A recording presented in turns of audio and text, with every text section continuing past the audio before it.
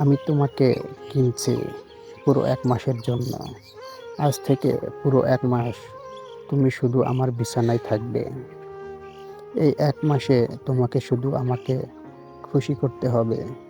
এই সময়ের মধ্যে অন্য কারো দিকে তাকাতেও পারবে না তুমি। তাই আমি যা বলবো চুপচাপ শুনবে। আরমান শাহরিয়ার মায়ার কানের কাছে এসে খুব লোভনীয় কণ্ঠে কথাগুলো বলেন, যার কারণে মায়ার লোমকূপ দাঁড়িয়ে গেল। কিছুক্ষণ আগে একটা বড় ঘরে একটা সিঙ্গেল সোফায় একজন হ্যান্ডসাম ব্যক্তি বসে আছে। আর তার সামনে অনেকগুলো মেয়ে একটা লাইন করে দাঁড়িয়ে আছে। সব মেয়েই একে অপরের থেকে অনেক সুন্দরী। তাদের মুখে লেগে আছে খুব লোভনীয় হাসি। এখানে তাদেরকে চোখের সামনে বসে থাকা একজন বিশেষ ব্যক্তির সামনে হাজির করা হয়েছে।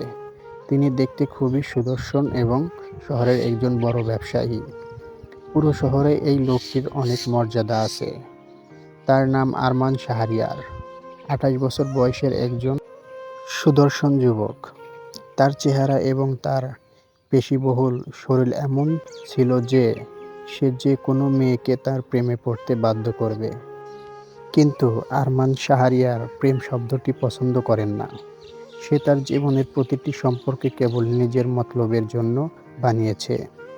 আর ভালোবাসা, ভালোবাসা কি, কেমন, তার অনুভূতি সে বিষয়ে তার কোনো ধারণা ছিল না। আরমান শুধু মনে করে যে আবেগ অনুভূতি শুধুমাত্র একজন ব্যক্তিকে অসহায় করে তোলে। তাই তার কাছে অনুভূতি, আবেগ এসবের কোনো মূল্য ছিল না। যদি কোনো কিছুর মূল্য থাকে তাহলে তো তা হলো সম্পদ, খ্যাতি, মর্যাদা এবং তার নিজস্ব মনোভাব। আরমান শাহরিয়া তার ঠান্ডা চোখে থেকে মেয়েদের স্ক্যান করছিল আর পাশে বসে তার নতুন ব্যবসায়িক অংশীদার আরমানকে বলছে, এরা আমাদের ক্লাবের কিছু সুন্দরী নৃত্যশিল্পী। আপনি আজ রাতে বিনোদনের জন্য তাদের মধ্যে থেকে যে কোনো একজনকে বেছে নিতে পারবেন। আমাদের নতুন ব্যবসায়িক চুক্তির জন্য এটি আমার পক্ষ থেকে একটি ছোট উপহার। লোকটির ঠোঁটে ছিল নির্লজ্জ হাসি। আরমান শাহরিয়ার হাতে ওয়াইনের গ্লাস ধরে ওইসব মেয়েকে দিকে তাকায়। সব মেয়েই খুব ভালোভাবে তৈরি হয়ে এসেছিল। যখনই তারা জানতে পারল যে তারা মিস্টার আরমান শাহরিয়ার সামনে হাজির হতে চলেছে, প্রত্যেক মেয়ের চোখের একটা আলাদা উত্তেজনা আর নার্ভাসনেস ছিল। প্রতিটি মেয়েই চায় সে যেন শুধু তাকে নিতে চায়। এই সমস্ত মেয়েরা আরমান শাহরিয়ার জন্য পাগল ছিল। সবাই শুধু মনে মনে দোয়া করছিল যে আরমান শাহরিয়া যেন তাকে লক্ষ্য করে। প্রতিটি মেয়ে তার মুখে একটি প্রফুল সুশ্লীল হাসি দিয়ে আরমানের দৃষ্টি আকর্ষণ করার চেষ্টা করছিল। আরমান সবার দিকে তাকায়, কিন্তু তার মুখে কোনো বিশেষ ভাব নেই, যেন এইসব মেয়ে প্রতি তার কোনো আগ্রহ নেই। সে তার ওয়াইনের গ্লাস থেকে একটা চুমুক নিয়ে বলে, ননসেন্স, সবই ফালতু, যদি নতুন কিছু থাকে তাহলে দেখাও।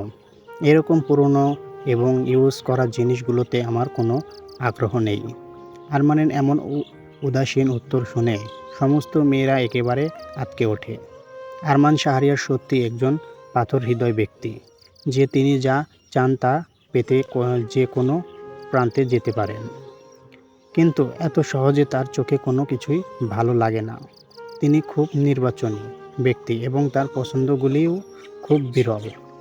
আরমানের কথা শুনে পাশে বসা লোকটি তৎক্ষণাৎ বলল, আরে তুমি চিন্তা করো না, আমরা আমাদের ক্লাবের সবচাইতে তাজা এবং অস্পর্শিত মেয়ে তোমার সামনে তুলে ধরছি। এই বলে লোকটি ওই সব মেয়েগুলোকে এখান থেকে চলে যাওয়ার ইশারা দেয়। সেই সব মেয়েরা হতাশ আর মুখে বিষাদ নিয়ে সেখান থেকে চলে যায়। তখন লোকটি তার এক গার্ডকে বলে যে সব নতুন মেয়ে ক্লাবে প্রবেশ করেছে তাদের 5 মিনিটের মধ্যে হাজির করো। ওই গার্ড মাথা নেড়ে সাথে সাথে সেখান থেকে চলে যায়। একটা ঘরে অনেক মেয়ে রেডি হচ্ছিল। তখন এখানে একজন গার্ড এসে বলে, আরে চলো, এবার তোমাদের পালা। আজ তোমরা যার সামনে যাচ্ছ সে এই শহরের একজন বড় ব্যবসায়ী। তাকে মুগ্ধ করলেই জীবন সেট হয়ে যাবে। তার নাম আরমান শাহরিয়ার। তবে মনে রাখবে, তাকে মুগ্ধ করার এত সহজ নয়। আরমান শাহরিয়ার নামটা শুনে সব মেয়েদের চোখ জ্বলে উঠল। কিন্তু এখানে থাকা একটা মেয়ে চোখ বড় বড় হয়ে গেল। সেই মেয়েটা বাকি সব মেয়েগুলোর থেকে এক কোণে দাঁড়িয়ে আছে। মেয়েটা অবাক হয়ে গেল। এই নামটা সে কখনো আশা করে নাই। কিছুক্ষণ পর কিছু নতুন মেয়ে রুমে প্রবেশ করে।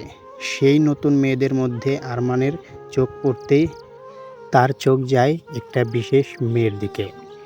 লাল রঙের গাউন পরা একটি খুব সুন্দরী মেয়ে সেই মেয়েদের মধ্যে দাঁড়িয়েছিল।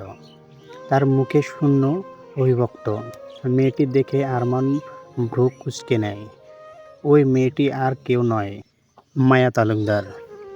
মায়া হলো আরমানের প্রাক্তন স্ত্রী। দুনিয়ার কেউ এ বিষয়ে জানে না, নির্দিষ্ট কিছু মানুষ ছাড়া।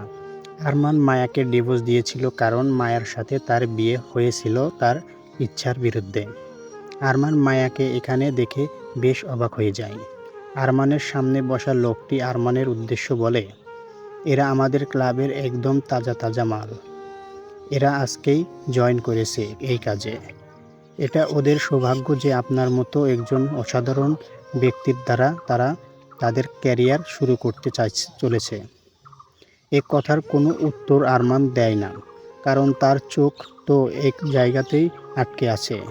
সব মেয়ে এসে আরমানের সামনে লাইন দিয়ে দাঁড়ায়, মাথা নিচু করে দাঁড়িয়েছিল। আরমানের দিকে সে একবারও তাকায়নি। আরমান উঠে দাঁড়ায়, ওয়াইনের গ্লাস টেবিলে রেখে সেই মেয়ের কাছে যায়। সোফায় বসা লোকটি খুশি হয়ে ভাবছিল যে আরমান এই মেয়েটির প্রতি আগ্রহ দেখাচ্ছে। আরমান সেই মেয়েদের চারদিক থেকে দেখছিল, কিন্তু বাস্তবে তার চোখ ছিল কেবল মায়ার দিকে। প্রতিটি মেয়ে তাদের স্টাইল, কাতিলানা হাসি এবং আবেদনীয়ময় শরীর দিয়ে আরমানকে নিজের দিকে আকর্ষিত করার চেষ্টা করছিল, তাতে ছুঁয়ে তাকে পরিচিত করছিল। কিন্তু আরমানের ওখানকার কোনো মেয়েই প্রতি আগ্রহ ছিল না। সে শুধু মায়ার দিকে মনোযোগ দিয়ে তাকিয়েছিল। ওকে দেখেই মনে হচ্ছে অন্য মেয়েদের থেকে একদম আলাদা। খুব স্বাভাবিকভাবে এক জায়গায় দাঁড়িয়েছিল। এখনো পর্যন্ত একবারও চোখ তুলে তাকায়নি, যেন সে তার প্রতি মোটেই আগ্রহ দেখাচ্ছে না। মায়া আরমানকে গুরুত্ব দিচ্ছে না, তার দিকেও তাকাচ্ছে না। এই বিষয়টা আরমানকে আরও রাগিয়ে দিচ্ছিল। আরমান মায়ার সামনে গিয়ে ওর হাত ধরে লাইন থেকে টেনে নেয় এবং তার অন্য হাত দিয়ে মায়ার কোমর শক্ত করে ধরে রাখে। মায়া আরমানের বুকের উপর হুমড়ি খেয়ে পড়ে এবং শক্ত করে আরমানের শার্ট আঁকড়ে ধরে, কিন্তু তখনও আরমানের দিকে তাকাচ্ছিল না। আরমান মুখে বাঁকা হাসি নিয়ে বলে, আমি শুধু একেই চাই। আরমানের উত্তর শুনে লোকটা খুশি হয়ে যায়, কিন্তু অন্য সব মেয়ে হতবাক হয়ে যায়। এই সাধারণ মেয়েটির মধ্যে এমন কী ছিল যে আরমান তার জন্য সেই সব সেক্সি হট মেয়েদের অপেক্ষা করল। আরমানের শেষ পর্যন্ত কাউকে পছন্দ হয়ে দেখে লোকটি খুব খুশি হয়ে যান। উনি বলেন, অবশ্যই মিস্টার আরমান, আপনার পছন্দের দাম আছে বলতে হবে। ও সাধারণ হলেও সব মেয়েদের থেকে সুন্দরী। ওই এইমাত্রই যোগ দিয়েছে এই কাজে। আপনি যে মেয়েটির গায়ে হাত দিচ্ছেন, এই মেয়েটি আপনার সেবায় উপস্থিত থাকবে। ও আজ রাতে আপনাকে বিনোদন দেবে। আরমান খুব মনোযোগ দিয়ে মায়ার দিকে তাকায়। 1 বছরের দীর্ঘ দাম্পত্য জীবন এই প্রথমে সে মায়াকে এত কাছে থেকে সামনাসামনি দেখছে। নইলে বিয়ের পর সে না মায়াকে তার বাড়ি থাকতে দিয়েছে, আর না কখনো তার সামনে আসার অধিকার দিয়েছে। বিয়ের পরও মায়া তার বাবার বাড়ি থাকত। আরমান এবং মায়ার পরিবার ছাড়া পৃথিবীর আর কেউ তাদের বিয়ের কথা জানত না। আরমান মায়াকে খুব ঘৃণা করত। সে কখনো মায়ার মুখও দেখতে চায়নি নিজে থেকে। মায়া বিয়ের পর 1 বছর তার বাবার বাড়িতে থাকে এবং একদিন আরমান তার বাড়িতে ডিভোর্সের কাগজও পাঠায়।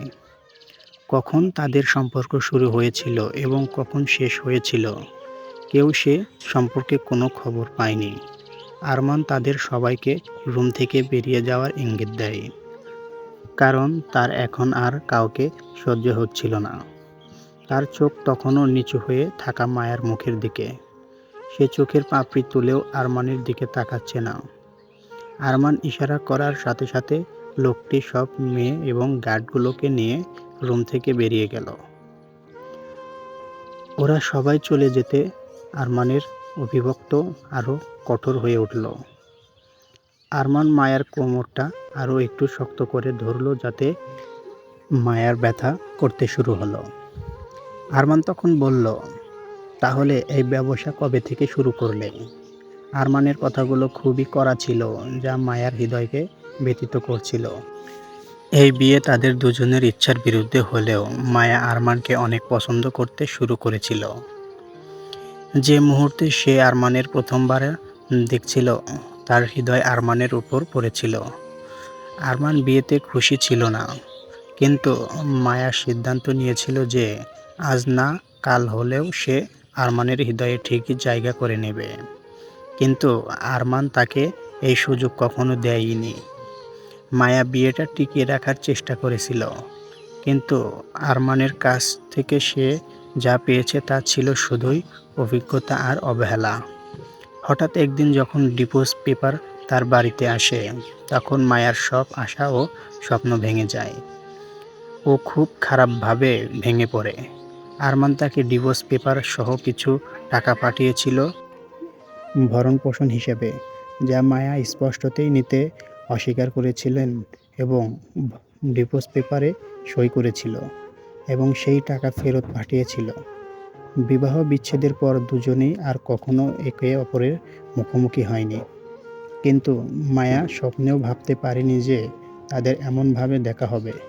মায়া সাহস সঞ্চয় করে আরমানের চোখের দিকে তাকিয়ে খুব ঠান্ডা গলায় বলল, দারিদ্র্যের মধ্যে দিয়ে বাঁচার কোনো ইচ্ছে নেই। আমার কিছু শখ আছে যা পূরণ করার জন্য আমার টাকা প্রয়োজন। এখন আমার স্বামী আমাকে ছেড়ে চলে গেছে। আমাকে কোথাও না কোথাও থেকে তো আমার শখ পূরণের উপায় খুঁজে বের করতে হবে। আমার অনেক টাকার দরকার। মায়ার কথা শুনে আরমানের গভীর মুখটা আরো গভীর হয়ে যায়। গভীর গলাতেই বলে ওঠে আরমান, ওহ, তাহলে আমার প্রাক্তন স্ত্রীরও শখ আছে বুঝি? টাকার জন্য শরীর বিক্রি করার জন্য এই বাজারে নেমেছ? বাহ, শখ মানুষকে কত কি না করতে শেখায়। আমি তোমায় ডিভোর্স দিয়ে একদম ভালো করেছি। তোমার মতো মেয়েদের দিয়ে শুধু শরীরের আগুন নেভানো যায়, বউ করে সংসার করা যায় না। তোমার মতো মেয়েদের কোনো যোগ্যতাই নেই আমার বউ হওয়ার। আরমান দাঁত কিরমির করে কথাগুলো বলল, কেন জানি না, কিন্তু হঠাৎ করে খুব রাগ লাগছে তার। যদিও আরমানের কথাগুলো মায়াকে অনেক কষ্ট দিচ্ছিল, কিন্তু সে তার সমস্যাগুলোর আরমানকে দেখাতে চায় না। আর কেনই বা সে দেখাবে? যে ব্যক্তি বিয়ের আগেও চিন্তাও করেনি, ডিভোর্স দেওয়ার আগেও ভাবেনি, তার মুখের দিকেও তাকায়নি, তার ফিলিংস নিয়ে ভাবেনি, তাকে কেন তার সমস্যাগুলো দেখাবে? মায়া মুখে একটা প্রলোভন হাসি দিয়ে আরমানের গলায় হাত রেখে বলল, যদি এমনই হয় তাহলে চলুন, আমি আপনার ইচ্ছা পূরণ করব আর আপনি আমার ইচ্ছা পূরণ করবে। যাই হোক, গত কয়েকদিন ধরে আমার ইনকামটা একটু ধীর গতিতে চলেছে। আপনার মতো কোনো ধনী লোক পাইনি। তার জন্য আজ যখন আপনার মতো ধনী কাউকে পেয়েছি, তখন আমি কোনো কমতি রাখতে চাই না। আপনি যেমন চাইবেন আপনাকে আমি তেমন সার্ভিস দেব। আর আমাকে বিশ্বাস করুন, আমি আপনাকে একটুও অভিযোগ করার সুযোগ দেব না। আজ পর্যন্ত আমি আমার গ্রাহকদের কাউকে খুশি না করে যেতে দেইনি। আরমান অবাক হয়ে বলল, গ্রাহকদের? কতজন গ্রাহক আছে তোমার? আরমানের মুখে বিস্ময়ের ছাপ, আর গলার আওয়াজ রাগের অভ্যাস স্পষ্ট।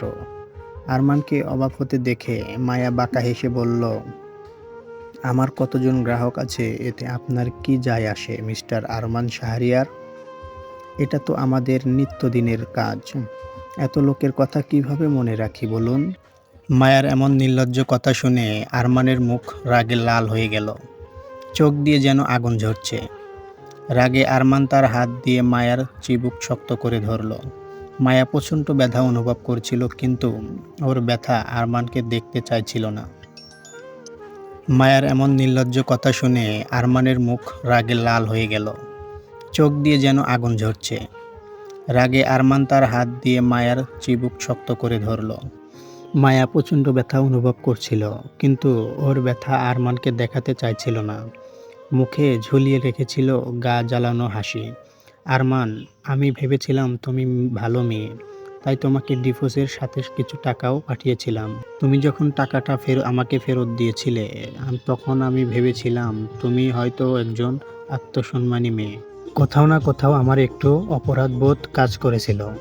আমি যে কারো জীবন নষ্ট করেছি, কিন্তু আজ তোমাকে এইভাবে দেখার পর আমার সেই মায়া এবং সেই অপরাধবোধটাও চলে গেল। এখন মনে হচ্ছে যা করেছি একদম ঠিক করেছি। যাই হোক, তা তুমি আজ পর্যন্ত কত মানুষের বিছানা গরম করেছো? হ্যাঁ, কত মানুষ এই শরীর ছুঁয়েছে? কত মানুষের তৃষ্ণা নীরব করেছো তুমি? কি হলো বলো, উত্তর দাও। আরমান উত্তেজিত হয়ে মায়াকে কথাগুলো জিজ্ঞাসা করলো। আরমানের কথা শুনে মায়া হালকা হেসে বলল, বললাম না, আমার মনে হয় না এগুলো জেনে আপনার কোনো লাভ হবে। আমি অনেকের সাথে খেলছি। বিশ্বাস করুন, আমার অনেক অভিজ্ঞতা আছে। আমি আপনাকে খুব খুশি করতে পারবো। একবার শুরু করে তো দেখুন, আপনার পুরো টাকা উসুল হয়ে যাবে। মায়ের কথাগুলো আরমানের রক্তকে আরও গরম করে দিচ্ছিল। ও মায়াকে বিছানার কাছে নিয়ে যায় এবং জোর করে তাকে বিছানায় ছুঁড়ে ফেলে দেয়। তখনও প্রবল শূন্যকুল হাসি মায়ার মুখে রয়ে যায়। আরমান রাগে গিয়ে নিজের সমস্ত পোশাক খুলতে শুরু করে। মায়াও আস্তে আস্তে তার শরীর থেকে জামা কাপড় সরিয়ে নেয়। আরমানের চোখের সামনে মায়া বিস্তব্ধ অবস্থায় ছিল। মায়ার কাছাকাছি এসে আরমান বলল, তোমার কতটা অভিজ্ঞতা আছে দেখাও আমায়। আমি চাই তুমি আমাকে সন্তুষ্ট করো। মায়া তার মুখে একটি দ্রুত হাসি দিয়ে আরমানকে কাছে টেনে নেয় এবং আবেগের সাথে কিস করতে শুরু করে।